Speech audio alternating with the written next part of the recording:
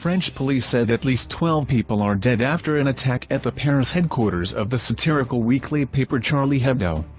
Media reports said at least 2 gunmen opened fire with automatic rifles and a rocket launcher inside the building housing the newspaper's offices, with one of the men captured on video shouting "Allah."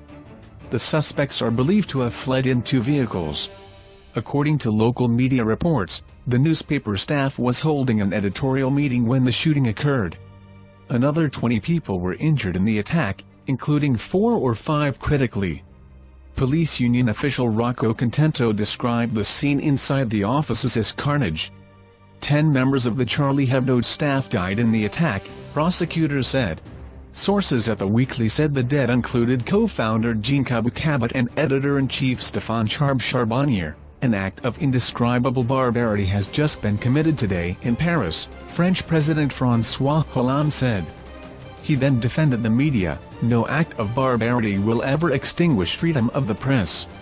France has raised its terrorism alert to the highest level following the shooting. These are criminals, barbarians.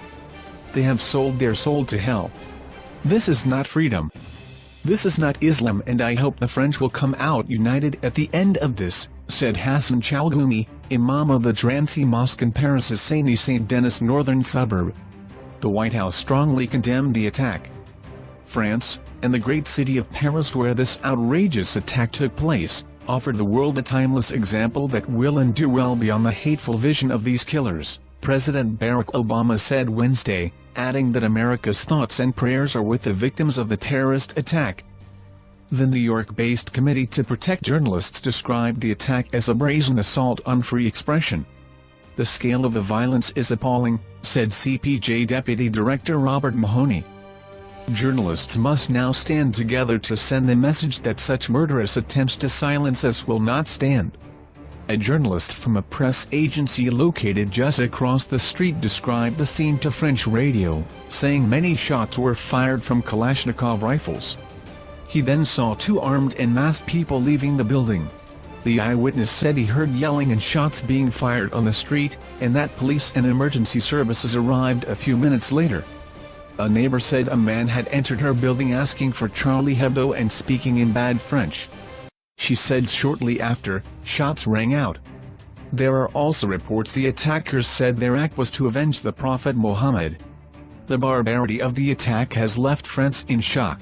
A short amateur video broadcast by French television stations shows 2 hooded men outside the building. One of them sees a wounded policeman lying on the ground and strides over to him to shoot him dead at point-blank range.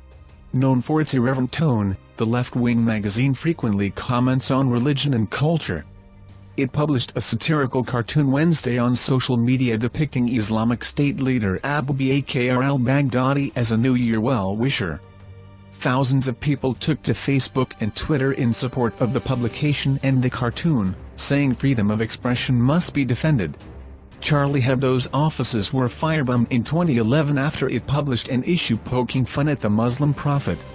Muslims also denounced the weekly for later publishing a series of crude comics of the prophet.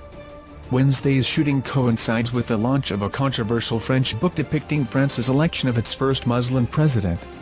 Charlie Hebdo has featured the cover of the book, Submission, on its cover. Meanwhile, Danish media group JP/Politikens Hus, whose newspaper Jyllands-Posten published cartoons in 2005 depicting the Prophet Muhammad, has increased its security level because of the Paris shooting, an internal email showed. Jyllands-Posten's publishing of the cartoons sparked a wave of protests across the Muslim world in which at least 50 died.